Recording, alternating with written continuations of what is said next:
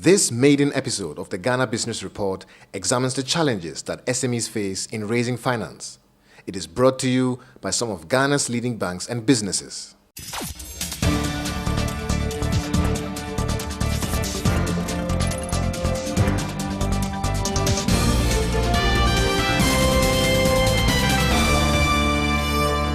If you talk to the bankers, they'll give you all sorts of excuses as to why they don't lend to SMEs. The banks don't want to take risk themselves. They are more of risk averse.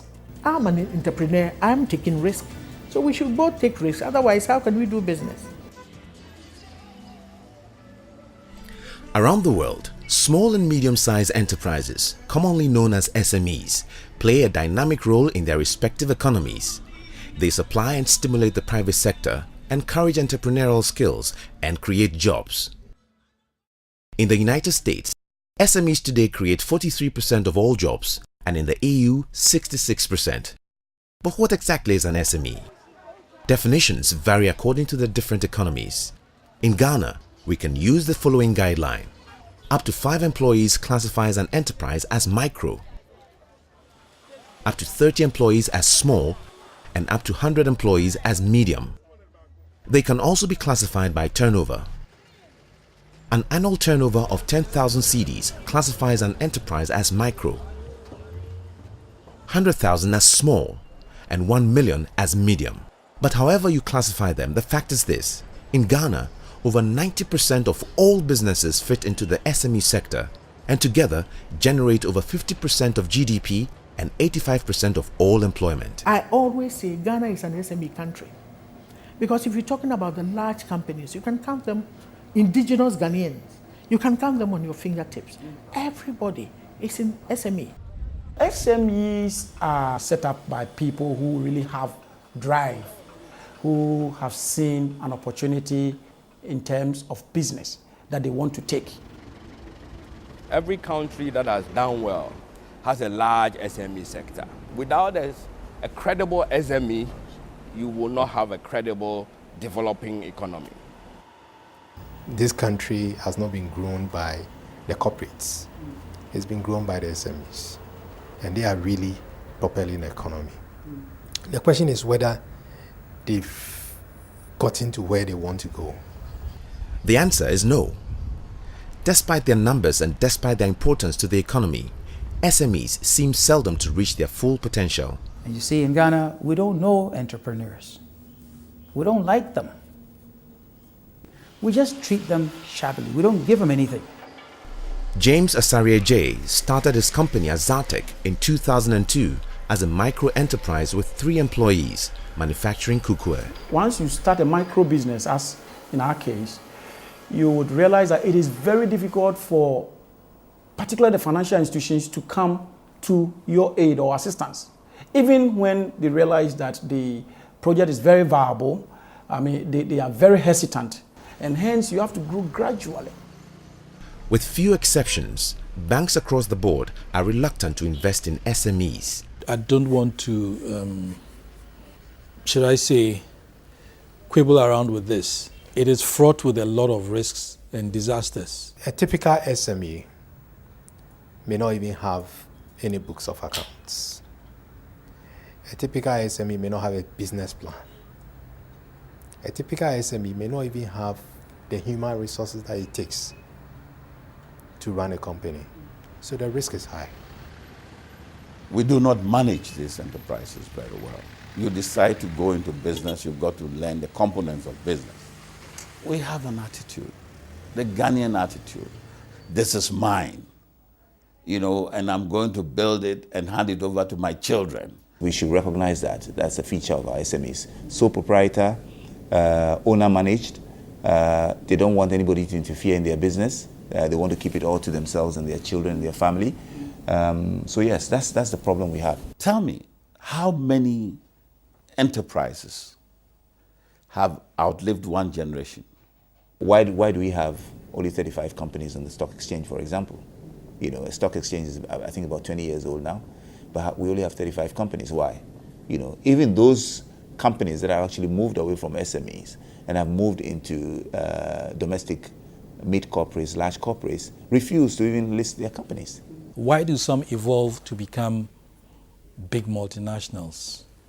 And why do some fall along the wayside? It boils down to management. While SMEs have difficulties raising finance from banks, the banks say they have only themselves to blame. SMEs, they say, are generally poorly managed and are, as such, high risk. People don't understand that there is a flip side to the coin. Of course, we all want to lend.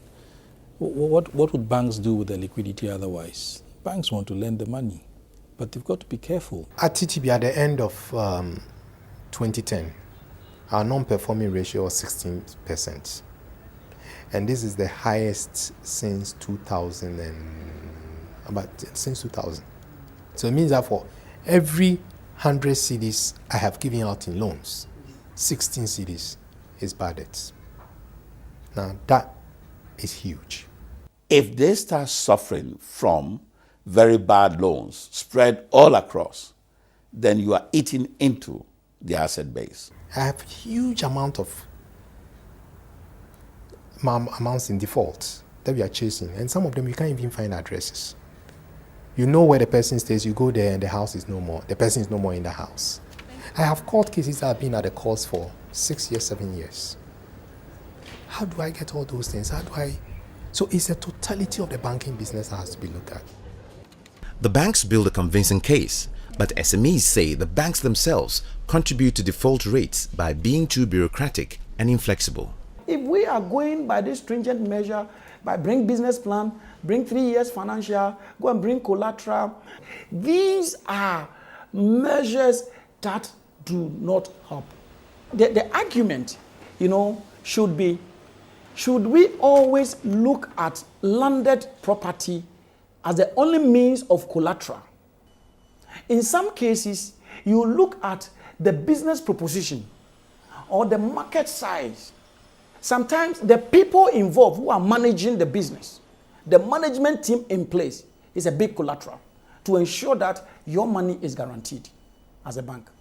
Collateral is very important. If you like, it becomes, what's the term to use? Just like it is, fallback. Because one, the SME sector is very risky. Two, it's based on historical antecedents. We have situations where people have come to take facilities, and instead of applying it for the purpose for which they came for it, have diverted. That creates its own default system. Now, how do you collect your money back?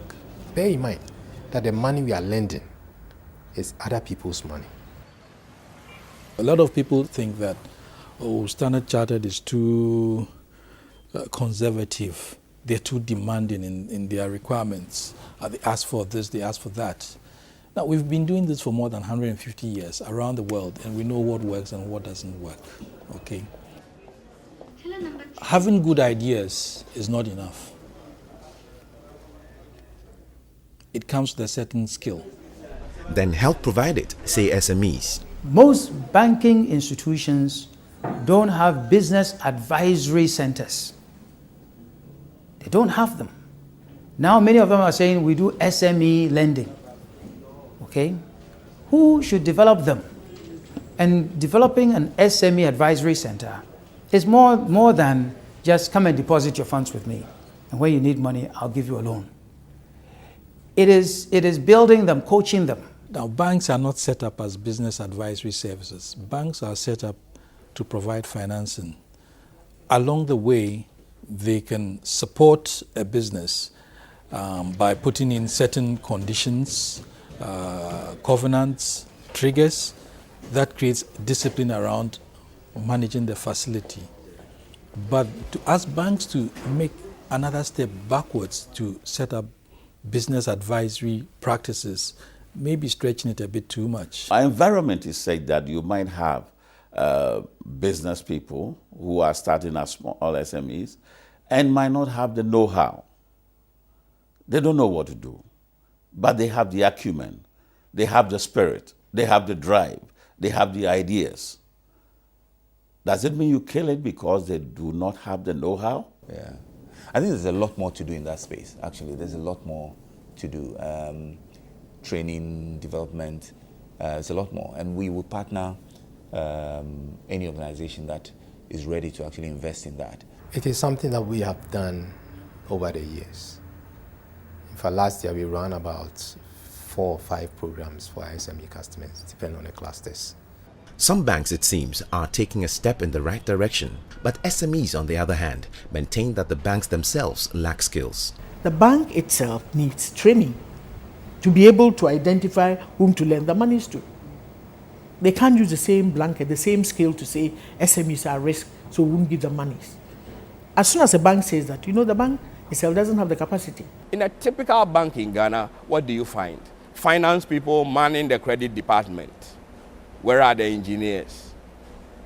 Where are the other professionals who would make sure that the project that you bring is a credible project? Who will be able to tell you that this industry that you want to go into, these are the benchmarks in the industry.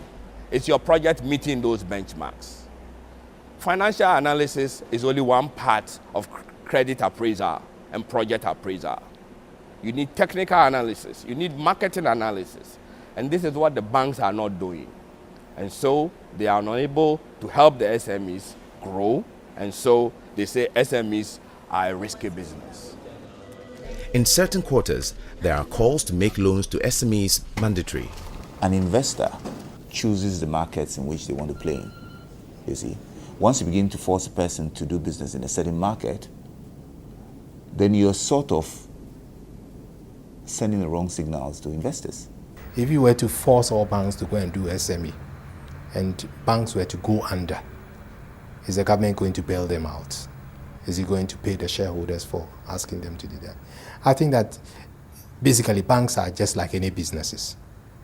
You move to the area that is profitable. SMEs claim that high interest rates are a major obstacle to their growth.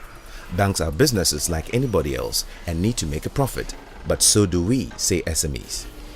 If you charge me interest rate 29% and you charge a multinational 19%, are you doing SME banking? Are you supporting SME? No. When we price for risk.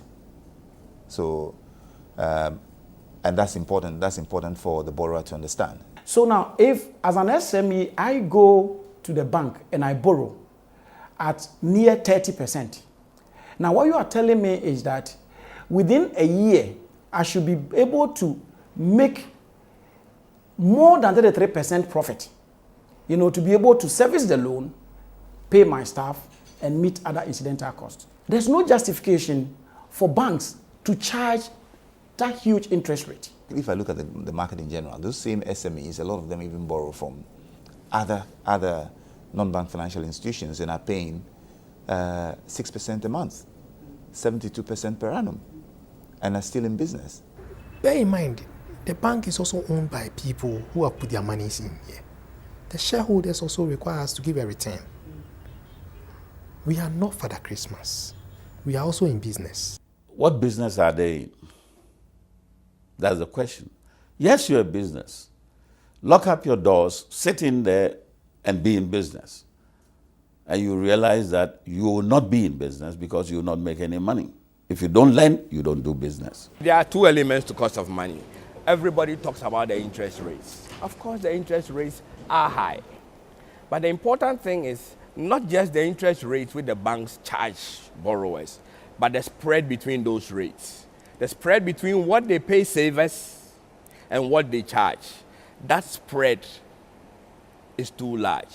You can put money in the bank and get 8.5% interest for savings, and yet borrow at 27% is something that we can't quite understand.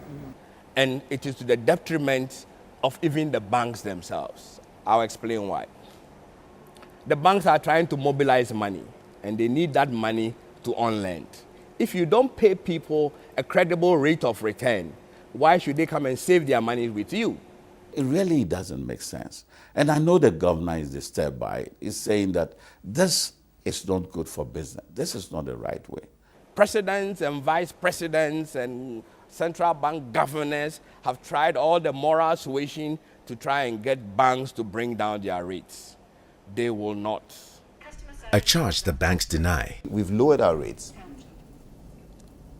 from 29.5% base rate to 21.5% base rate over a space of 11 months. The fact remains, SMEs, because they are seen as high risk, pay base rate plus 7%, an effective 28%, which they say they cannot afford. For some, the solution is for government to step in and reduce interest rates by law. But let's be careful we don't also force the financial sector to collapse. Because the more we push them to lower their rates and they lower their rates, they'll begin to make losses. And the financial sector is the cornerstone of every economy. I believe that government should intervene, but the nature of the intervention is what I do not agree with. What really is the problem? It's a question of supply and demand. Let's get back to basic economics because it will help us solve and see these problems in the right light. By international standards, Ghanaian banks have limited resources and many believe they are favoring safe borrowers like the big multinationals and government to the detriment of SMEs. Some economists argue that government should reduce its borrowing from the banks in order to create space for the private sector and for SMEs. I think that is not a realistic way of looking at it. Instead, we should be having banks which reflect the size not merely of the economy as it is today, but the economy we are trying to create. Our banks, in a nutshell, are too small. If we had more $500 million banks in our country, you would find that government could borrow from the banks. The banks will still have money left over and seek to find places to place such monies. And they would necessarily have to look at the private sector, businesses and SMEs. We invited the Ministry of Trade and Industry to join the discussion, but the minister refused us an interview, which is a shame because government, it seems, has a lot to answer for too. What surprises me is if you term a sector as an engine of growth, what would you do to grow the sector?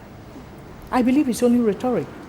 If we believe it's an engine of growth and we want it to grow the economy, we must have policies that help them to grow. In this country, when you start a business, you're on your own. You struggle to get the infrastructure done. You will build even a factory in a place where there will be no power. I have to buy a transformer for ECG. Why? I have to buy the cables. Why? I need water for my business. I have to go and dig a well, do a borehole, or lay the pipes. That's extra costs that the person in China doesn't have. And look at the taxes you pay as an entrepreneur. You pay taxes for importing into this country. You pay taxes for production. You pay taxes on the income, your personal salary. You pay taxes on your profit. And if you are a listed company, even the dividend you pay taxes on. So you can see all these taxations. What do you get back?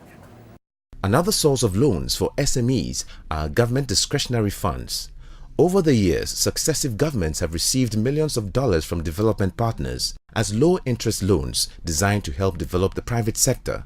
How has the money been used and to what effect? It looks as if the criteria for disbursement is not as transparent as maybe should be. There's even the perception that they've become some sort of payback for party loyalists. So that means they've lost the whole essence of the whole program. And if that is the case, then what do you expect? Then it means we are still not really assisting the legitimate SMEs who really need assistance. We should learn to love our entrepreneurs, respect them.